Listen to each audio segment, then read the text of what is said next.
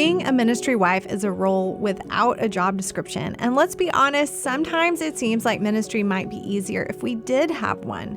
If you are a ministry wife and are looking for hope, perspective, and a little bit of practical advice regarding your role, you're in the right place. Hi, I'm Christine Hoover, and I am a pastor's wife myself. Welcome to the Ministry Wives Podcast, a production of the North American Mission Board. Join me as we hear from women in various ministry contexts for authentic conversations about our shared joys and challenges, even the ones we're unsure we can talk about out loud. No topic is off limits. Today, my guest is Andreina Fasolino. Andreina is a disciple, a wife, and a mom of two little ones, Daniel and David. She was born and raised in Venezuela, but for the past 10 years, she and her husband have been living in Canada, where God has called her family to plant a church and to share the gospel in their Spanish-speaking community. Her husband, JD, is the pastor of Emmanuel Baptist Church East in East Toronto, and Andreina joins me today to talk about planting a multicultural church. We also ended up talking about the expectations that we all feel, whether they're from ourselves or from others. So here, friends, is my conversation with Andreina Fasolino. I am super privileged to get to have you, Andreina, on my podcast. Welcome. Thank you, Christine. It's a privilege to be here. I'm so excited. Well, tell us about how you ended up in Canada, because you're living in Toronto, but you're from Venezuela originally. Yes. So we didn't know God had these big plans for us as a family. We knew moving to Canada that God was into something, but we didn't know it was this big for us. So when we got here, we met with a pastor that was my husband, pastor since he was a kid. And he shared a vision, a big vision, knowing the numbers and knowing how Canada is growing in immigrant and especially in Hispanic people.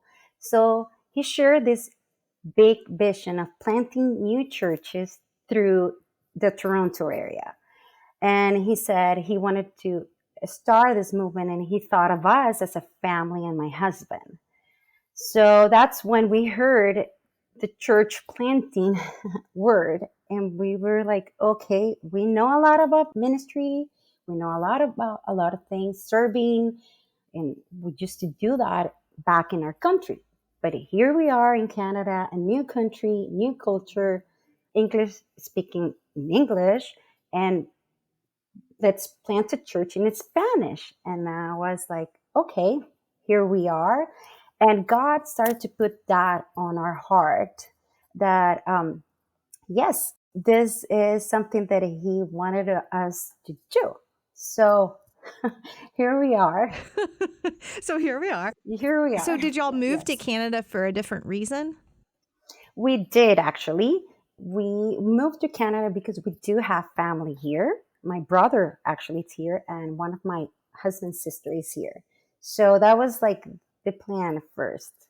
Let's move there where our family is. And here we are. And then the pastor got a hold of you and was like, we need you. So you weren't in any type of formal ministry role in Venezuela, or you were?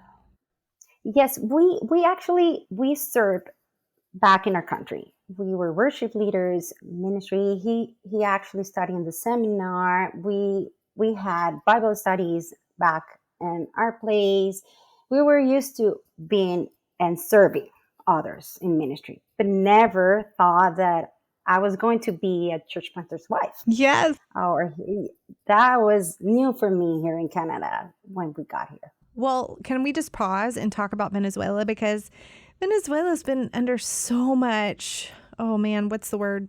Tumult, or there's so much that's been happening there for so long. And so I just wonder, can you speak to just your heart for your country? It's hard. We moved actually to Canada before it got really messy like it is right now.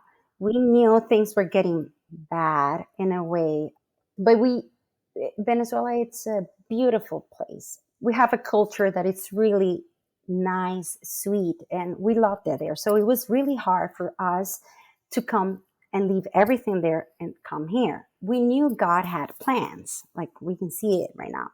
But right now, leaving our country and seeing how we grew up and seeing it right now, it's super hard. It has changed completely.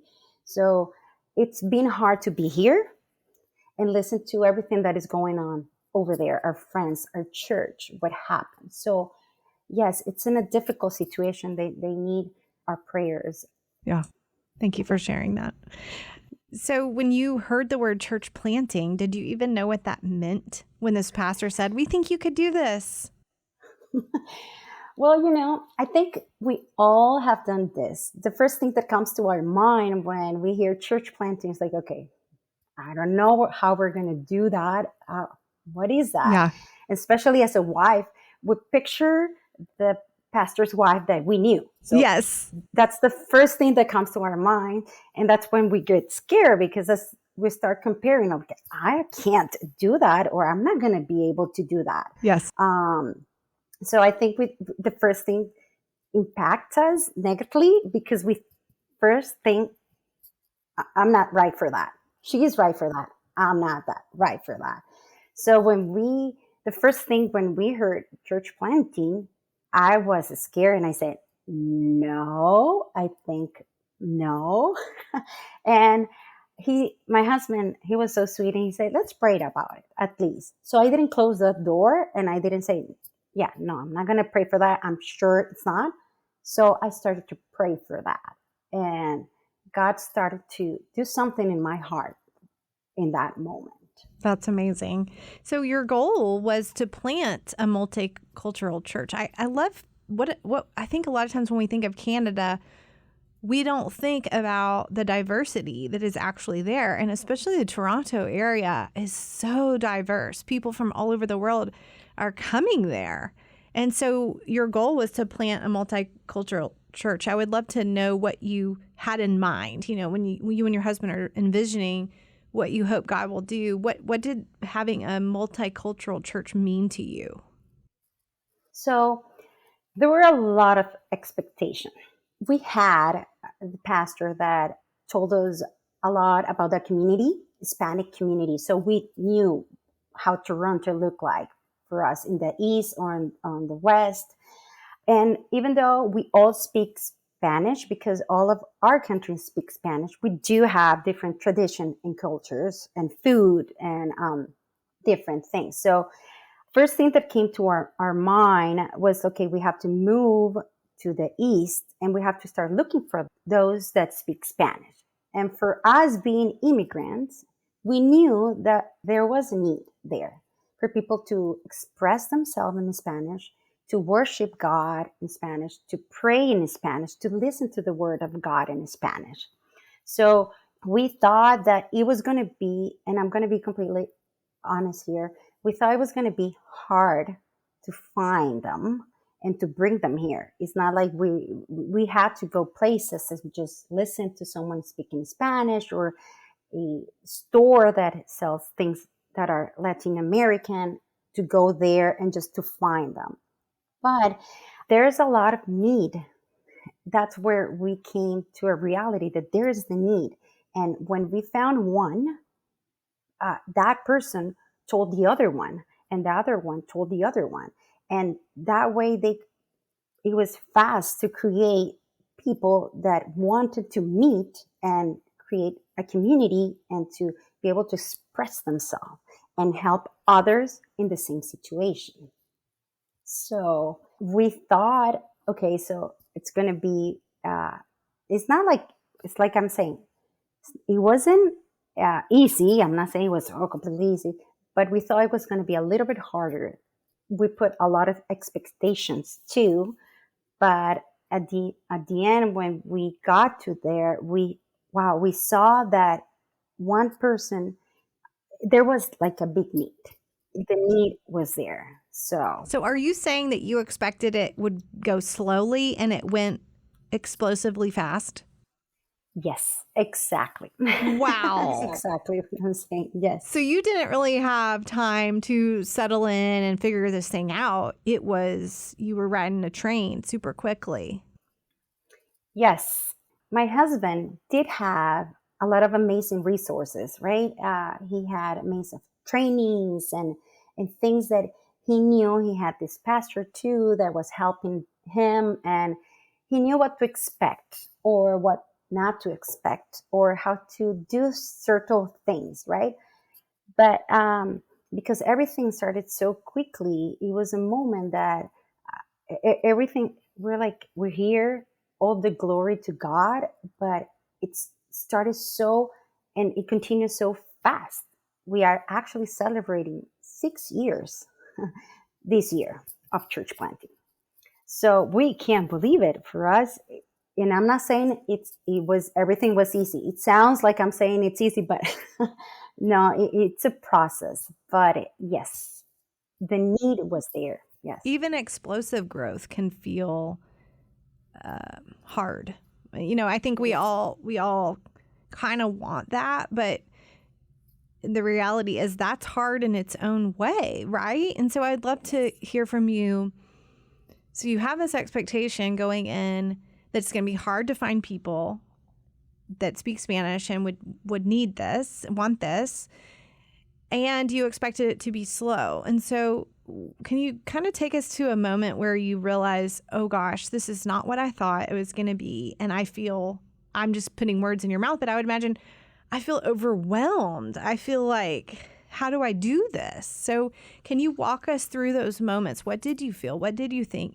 And how did you begin to embrace the reality of this thing is different than what I expected? Yes. So, as I said, my husband had amazing things, trainings, and I was amazed how God was using him to do all these things. I mean, church planting, it's from zero, and I, I was like, okay, it came to a moment where I started to uh, feel really pressure. I'm like, okay, what am I supposed to be doing? What the expectations that I brought to myself and from others too, from our culture, I started to think. And a reality is that some of our culture in our countries, we expect this pastor's family to be older, wiser, to be that have more experience in life. And here we were, this young couple starting with our first kid, and they were expecting maybe more experience. And I was putting that pressure to myself a lot. And because everything went so fast, I was trying to do everything and wearing a lot of hats at the same time. So it came to a moment that I had to think what to do. Am I going to let my own expectations that I know I'm bringing to myself and the others come to a fear and just paralyze me and not do anything, or I'm going to do something about it? And that's where I said, I need help. I want help.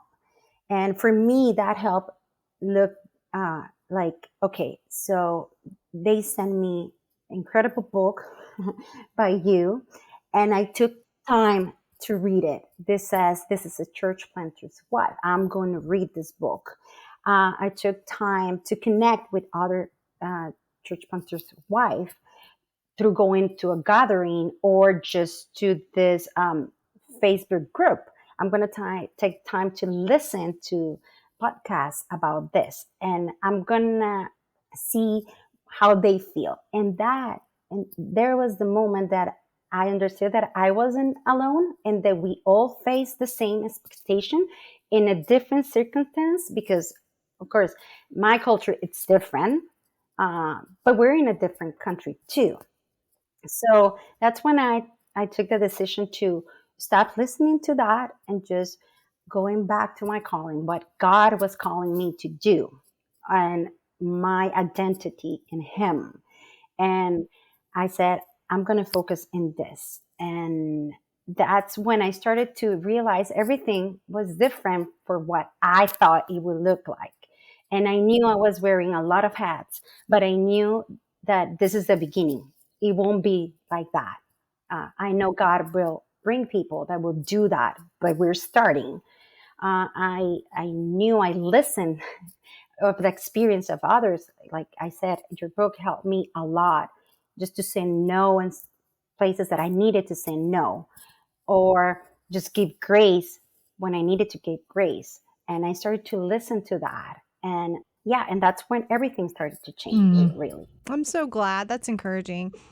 I also would just love for you to give voice to, I love talking to different pastors' wives in different cultures about how does your culture view the pastor's wife. So I'd love for you to speak to that. As you mentioned, the Hispanic culture, Spanish speaking culture, and I know that encompasses a lot of different countries. So, maybe the Venezuelan look at a pastor's wife, but what kind of expectations are there for a Spanish speaking pastor's wife? Yes, we're a culture that boundaries, it's not something that we manage a lot. Okay, so that was there. So I was too young for them, and we speak what comes to our mind. So they let me know that at the beginning. So they're like, "Oh, you're too young," or "I don't know why I'm telling you this," but you. That's what my first experience was, and that's why I said that I had to make a choice, right? Just to believe this or do this. So boundaries is something that we don't know a lot how to manage. We're a culture that we like to have a lot of fellowship. Food, it's always around us. I know it's a lot of work, but we like that. We like to try new food. We like to eat a lot. We like to have a lot of gatherings. So you might imagine how much work that was. Yes. And they expect the pastor's wife to be there every time, in everything, doing everything. But at the moment, I had to also teach them in love, and God helped me do that in love. That first of all, we were church planting, we were starting. I had a kid at the moment too. My second one was away, and I had to let them know that I love to serve them and I love to do a lot of things, but I knew what God had called me to do, and not to do everything. So I had to learn how to say no. I did have to learn how to do other things, like cooking is not something that I love to do, but I enjoyed to do it, just to be able to share and be with them, or to show them some love through that, because that's our tradition. That's how we like things. So yes, it's a lot of expectation from there, but it was also me. I'm glad you highlighted that, because I think that's where we continue, at least in my own experience, where I continue to struggle with expectation is not from other people. It's from myself and what I think I should do, sometimes what I want to be doing, but my life context does not allow that at the time. And so that can be the hardest to deal with, is the self expectation. Yes. What have you learned about that particularly? I actually learned that I need to listen to others. I think that would be my big thing in this church planting experience. As the church grew, God has teaching me so many things. I think I'm growing in the same way, learning so many things, and I'm just grateful for that. But one of the things that I learned is not to do this alone, not to think no one can understand me because I am in a different culture and they don't know how my culture is. Just to know that we all feel expectations, we all feel disappointments, we all feel hard. We have different seasons in this ministry. So, not to do this alone. That's one of the biggest lessons I learned. And the second one is that I need to have my time with the Lord. That should be my priority every day. It doesn't matter if this season it's I'm busy or no. That should be my priority, because that will help me. that will make everything different. I will serve with much love. My words to my husband will be different with my kids, with my family, in ministry, everything. So that will be something that I depend on, and I know I can't do it. And I'm not going to be able to do it if I don't spend time and, take care of my soul. I'm glad you brought that up, because I think that is the anchor for us. That if I'm not spending time in the Word, I'm much more affected by my self-expectations or expectations of others. But when I am spending time with the Lord, I do have more of a sense of, I'm loved by God no matter what I do. I'm not earning something by performing or whatever. But also I feel his compulsion, his direction, his shepherding, his leading. And I know that more surely when I'm spending time with him. So I appreciate you bringing that up. I'd love to talk about being in a multicultural church. I just love that. And I'd love to know what the joys are, what the challenges are of serving and ministering in this multicultural context. So one of the win or something amazing is that we became a family, because we are all immigrants. Most of us, we came to this country just to search for a better life for our kids. So we are alone here. We don't have family, immediate family. So we became quickly a family, and that's how we call each other. We call a family. And it was incredible to see how in the holidays or any special occasion, they wanted to get together, all the church, and we were there. I remember in my country when we had holidays or things, we're like, oh, I can't go because I have this, or I'm busy, or I'm doing this.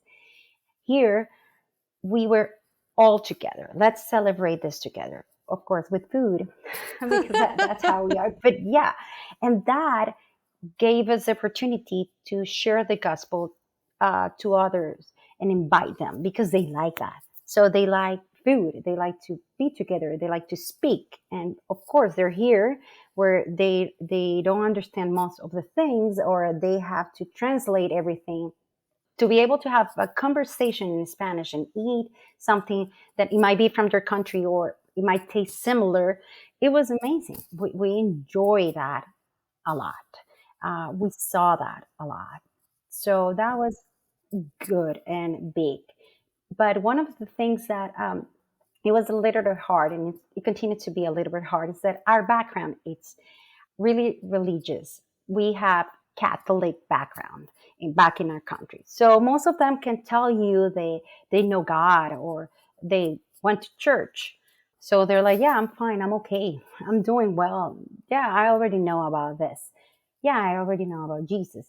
But then it takes time for them to understand, oh, okay, so that's a religion. They're talking about relationship.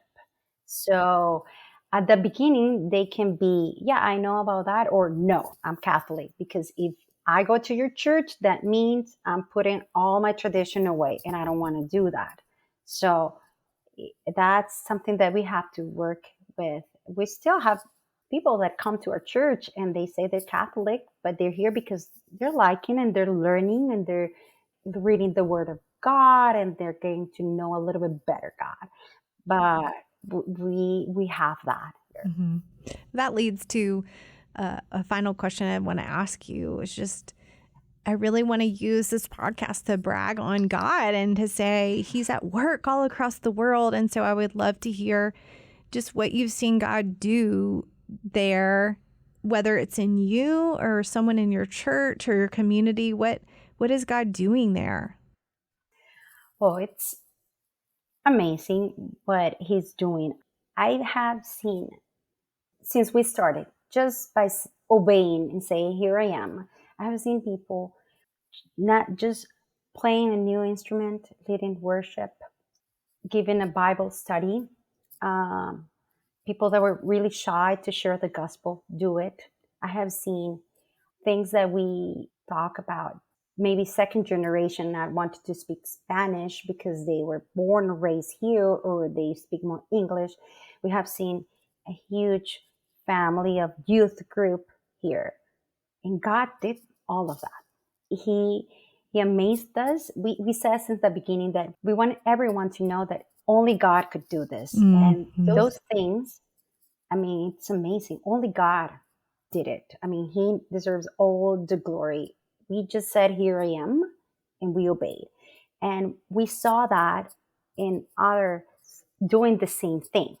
So there's a huge need. And now here at church, they know that, and they want to do the same. They want to go help. They see the need, and they're ready. They're ready to go and help and do and share the gospel. That's amazing. Well, I said I had one more question, but I actually have another one. One thing that I can look back, because we ended up planting in a city that I never had heard of before we moved. Yeah. I knew nothing about it. It was a totally different culture from where I grew up in, even though it was in the United States. And so I look back and I see, oh, that makes sense why God moved us there. So you're telling us a story about that you moved from Venezuela to Canada. You did not move to plant a church, but then through circumstances, God called you to do that. Can you look back and kind of see, oh, this makes sense for us? Like, God has brought us here for a very specific time and reason and people. Can you see that? And maybe just describe for us what you see when you look at that. Oh, yes, completely. I can see how God did everything incredible, how he allowed us to be here. I can see that through my entire life and my husband. And I can see how he's still doing it. And I'm always saying that church planting has been the hardest thing that I have done in my entire life, but I wouldn't change it for anything. So I completely see how God is working and doing things here, and he won't stop while we are obedient, and he will continue to do amazing things. The need is there, and we can see that this won't stop here.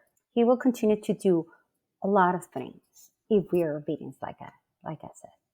It's so encouraging for me to talk to you and to think about. One of my favorite things is getting to talk to church planting wives and pastors' wives all across the globe, because it reminds me that I have sisters who are doing what I'm doing, just somewhere else, and working with people that I'll never meet. And I don't know their culture or whatever, but God is using you. He's using me. He's using the women listening to do very significant kingdom impacting work. And so it's just been an encouragement for me to hear your story. So thank you so much for joining me today and sharing very honestly with us about how you've experienced church planting and the expectations and all that. I know the people listening have been encouraged. So thank you so much. No, thank you, Christina. I want to say that you have been a really important part of my journey right here. As I said, when I took the decision not to let my fears paralyze me, one of the resources I got was your book. And that's where I understood that I wasn't alone in this. And to be able to read that in an honest way, you being really honest and saying everything, that made me realize that, yes, we are all facing different situations, because every church plant will look different. But that doesn't mean I have to be alone in this, and that I have to try to figure it out by myself, and I don't need anyone else. No, we need each other here. And this, thank you. I can't just, it's a privilege to be here and just to share my experience. I don't think I have it all together. Well, I don't either. I'm still learning a lot. Yeah. Well, yes. Thank you. That's very encouraging. And I'm just grateful for your time and your insight.